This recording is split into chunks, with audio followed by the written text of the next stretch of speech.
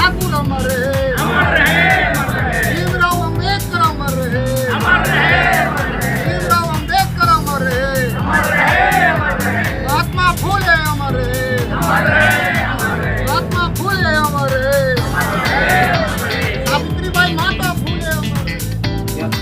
लोगों को ये है कि हमारा सरकार जो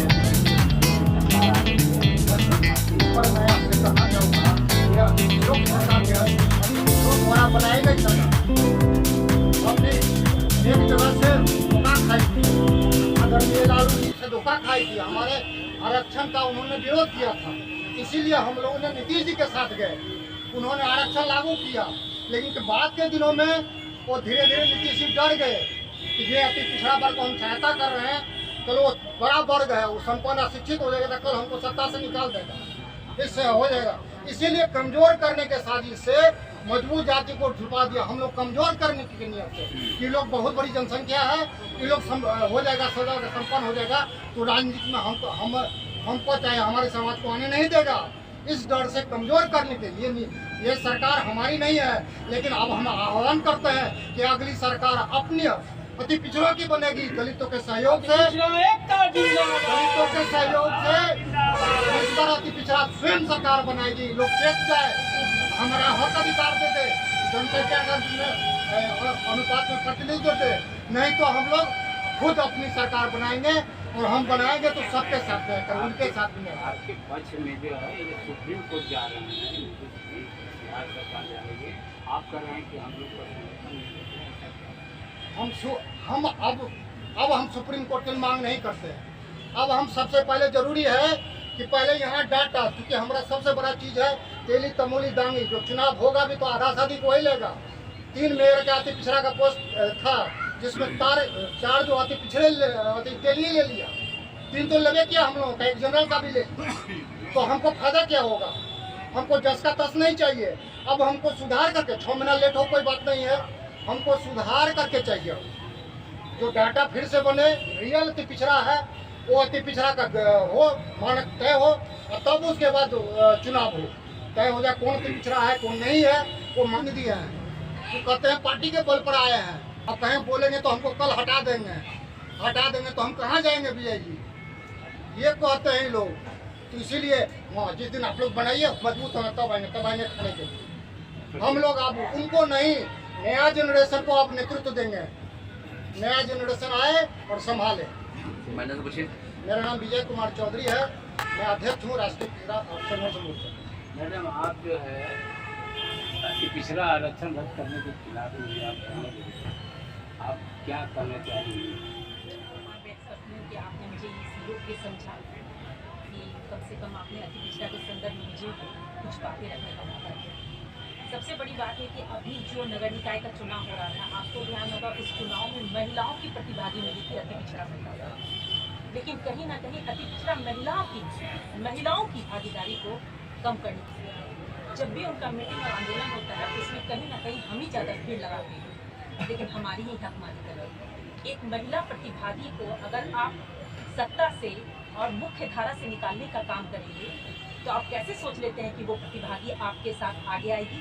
अब वो आपके साथ आगे नहीं है, अब वोट नहीं करेंगे, अब आपके साथ सत्ता में नहीं रहेंगे। क्या आप नीतीश जी के साथ नहीं रहेंगे? जी, मैं नीतीश जी के साथ पूरी नहीं, मैं एक सामाजिक, सबसे पहले मैं एक अति पिछड़ा महिला हूँ और अति पिछड़ा महिलाओं की आवाज़ हूँ।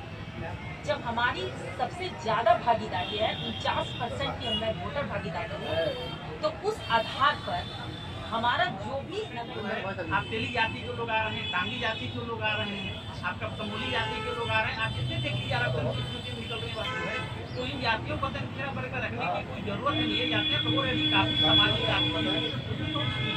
काफी अच्छी हो चुकी है। तो हम लोग आज इस सुधारना प्रदर्शन के माध्यम से सरकार का ध्यान आकर्षित करना चाहते हैं कि हमारी मांगों को जल्द से जल्द ध्यान दिया जाए, और समाज के स्तर से सामाजिक आर्थिक जनगणना हो ही रही है, जिसको करा करके अति पिछड़ा वर्ग को न्याय मिले। अन्यथा हम लोग आंदोलन पर उतरेंगे, सड़क पर उतरेंगे, जरूरत पड़ेगी तो हम लोग उच्चतम न्यायालय तक भी जाएंगे। धन्यवाद। देखिए, जहाँ आरक्षण की बात, तो आरक्षण किसी खास का नहीं होता, तो आरक्षण का जो मकसद है वो पूरा होना चाहिए। तो आरक्षण की जहाँ बात होती है, संविधान की जहाँ बात होती है, वो सभी की बात है। किसी एक जाति, एक धर्म और किसी की बात नहीं। दूसरी बात, जिस तरह से अति पिछड़ों के आरक्षण का जो जिस तरह से बवाल मचा हो, तो हमको तो जानकारी हुआ कि अति पिछड़ों का तो रिजर्वेशन था ही नहीं। रिजर्वेशन अति पिछड़ों का जो एक्ट जो बना, अति पिछड़ों का नाम पर बना ही नहीं। एक्ट बना है पिछड़ों के नाम पर, ओबीसी। और बार बार आपका लिखित में आ रहा है ओबीसी, लेकिन प्रैक्टिकल में मान लेके था कि वो भी मतलब एमबीसी को था, प्रैक्टिकल में ईबीसी को था, लेकिन कागज में ओबीसी को मान लेके था। अब वही कह रहा है कि भाई ओबीसी में तो आपने सबको दे दिया रिजर्वेशन, वोट का ये कहना आपने तो सबको दे दिया। तो आपने जो अपने से जीत गया, जो पहली बात शुरू में जो हाई कोर्ट बोला था, वही बात पुनः फिर बोल दिया हो। लेकिन अगर आप एमबीसी को अलग से आप कर दिए रहते, एक्ट में मतलब के संशोधन करते, सब स्थिति नहीं आता। पहले दूसरी बात कि कही जो कोर्ट ने जो कहा कि भाई आप ये डाटा जो इकट्ठा नहीं किए, आयोग नहीं बनाया, जांच नहीं किए कि इनका राजनीतिक पिछड़ापन क्या है, तो भाई ये किसके लिए? जिसका कभी जांच नहीं हुआ है उसके लिए है ना। ये तो जांच करके ऑलरेडी अति पिछड़ा वर्ग का एक सूची बन चुका है, ऑलरेडी जांचा हुआ है। जहाँ तक राजनीति की बात है तो 10 साल पहले से ये लागू है, नया तो लागू है नहीं। क्या हम जांच करें तब हम लागू करें? तो पुराना ऑलरेडी जो चल रहा है, तो उसका जांच का क्या प्रक्रिया है? उसका ये प्रक्रिया है कि सिर्फ सरकार को इतना काम करना था, ये दिखलाना था कि भाई टोटल अति पिछड़ा का जनरल में कितना सीट है, मुखिया का, सरपंच का कितना है, नगर आयुक्त का मान लीजिए कि कितना है, ये जो पद है, और उसमें जनरल सीट पर ओबीसी के एमबीसी के लोग कितना जीत क्या है रिजर्वेशन। आज तक आम लोग सुना था कि अंधा कानून होता है। सिर्फ कानून ही अंधा नहीं, यहाँ चुनाव आयोग और सरकार भी अंधी साफ साफ दिख रही है। इसलिए जब सुप्रीम कोर्ट ने 2010 में कहा था राज्य सरकार को कि आप रिजर्वेशन के मामला को 3 पॉइंट है जिस पर आप रिव्यू कीजिए। 2010 से 2022 हो गया, 12 साल तक ले मिस्टर नीतीश कुमार सोए रहे। उसका परिणाम है कि आज ये गति हुआ है और आरक्षण पर हाईकोर्ट को रद्द करना पड़ा नगर पालिका चुनाव को। ये मिस्टर नीतीश कुमार की ये पहली गलती है। दूसरा गलती न्यायालय का है कि आप क्या कर रहे थे जिस समय अधिसूचना जारी हुआ, उसके पूर्व आपने क्यों नहीं कोई, हर मामले में आप स्वयं से संज्ञान लेकर के कार्रवाई कर देते हैं। 10% सवर्णों को आरक्षण दिया गया तो उस पर कोई प्रक्रिया नहीं हुआ, कोई संवैधानिक बाध्यता नहीं थी, वो 10% स्वर्ण को मिल गया। और जब आरक्षण के तहत जब यहाँ चुनाव हो रहा था नगर निकाय का, तो हाईकोर्ट कानूनी टूटा। हम सीधे तौर पर कहना चाहते हैं कि हाईकोर्ट न्यायालय और दूसरा खास करके हाईकोर्ट की बात करना चाहते हैं जिसने ये रोकने का काम किया है। हाईकोर्ट, पटना हाईकोर्ट न्यायपालिका का जो अभिन्न अंग होता है, ये पटना हाईकोर्ट भी पक्षपात किया है।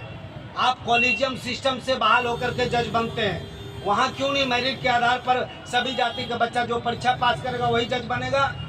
ये कॉलेजियम सिस्टम क्या है? ये फैमिली सिस्टम है, ये फैमिली सिस्टम है। फैमिली सिस्टम से देश नहीं चलेगा। जो मेरिट वाला है वो जज बनना चाहिए।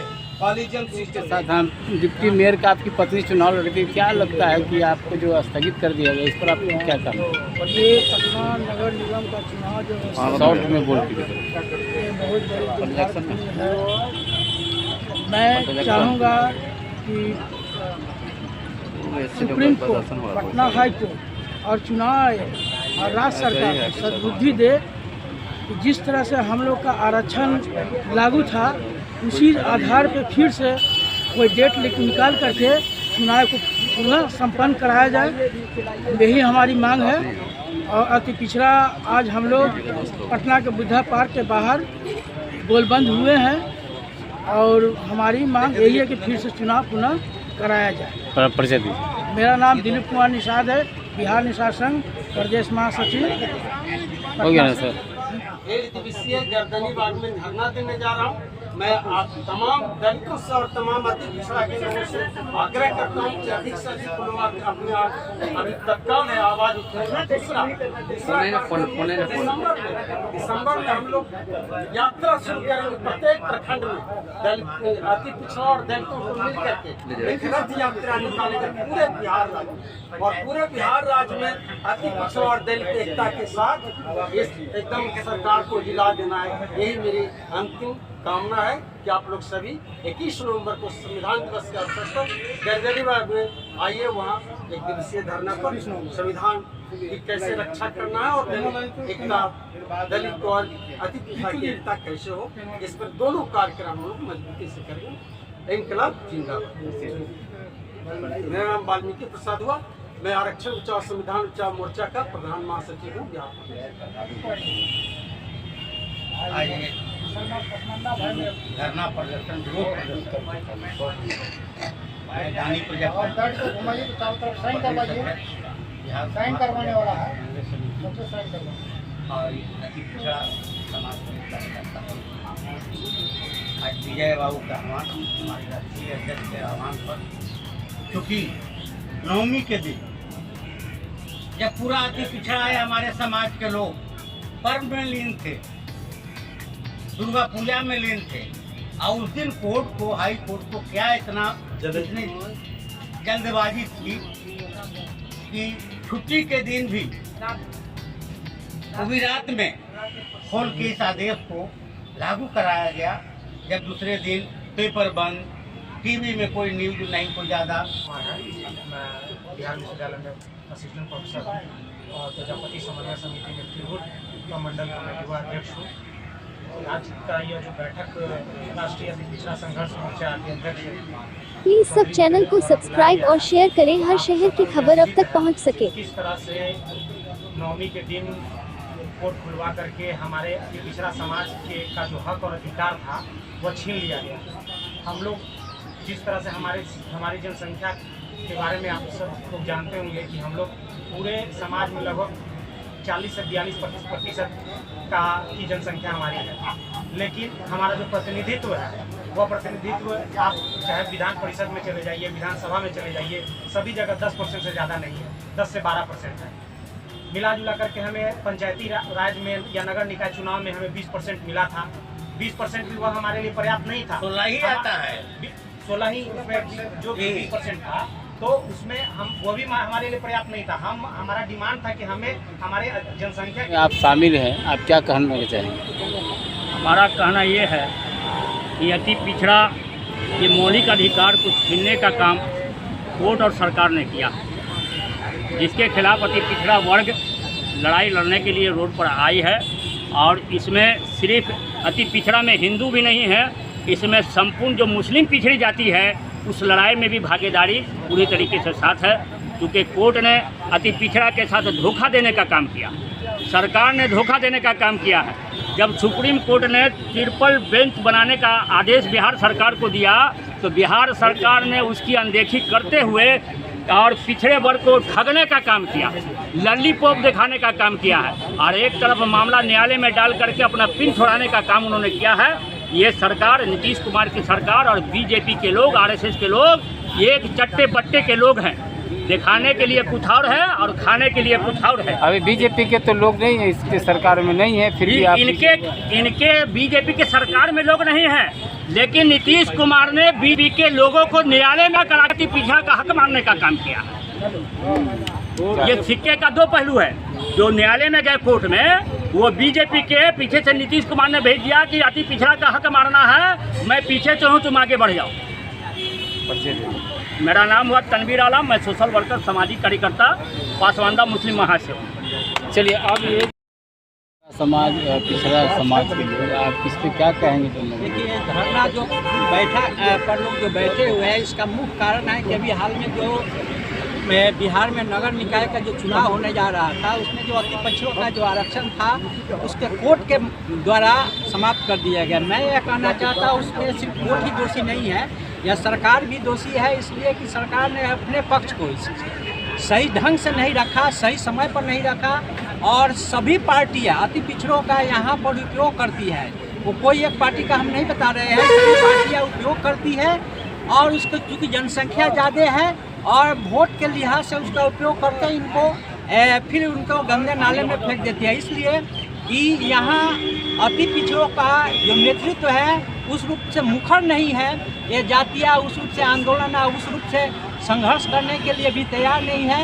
इसलिए जो यहाँ की पार्टी है, राष्ट्रीय पार्टी हो है या क्षेत्रीय पार्टी हो, उनको लगता है कि इनको चुनाव के समय बरगला कर या कुछ उनको प्रलोभन देकर इनको ठगा जा सकता है। इसलिए एक ठगने की प्रक्रिया है और आगे आगे जो आरक्षण समाप्त करने के लिए हो सकता है कि जो पंचायत में आरक्षण है इसी प्रक्रिया के तहत इसको करने के लिए एक प्रयास है और पिछड़ों को अति पिछड़ों को कमजोर करने का यह प्रयास है।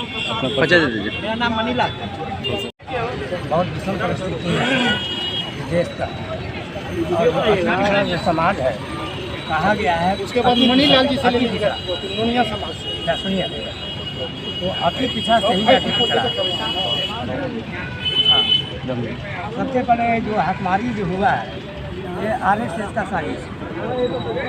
मेरा मानना है कि जो गोलवलकर 1840 में जो लिख के गया है उसी को RSS फॉलो कर रहा है और RSS का इतना कहना है कि इस देश में जब भी सत्ता हासिल हो सबको भिखारी बना दीजिए और जंगल जमीन पर कब्जा करें।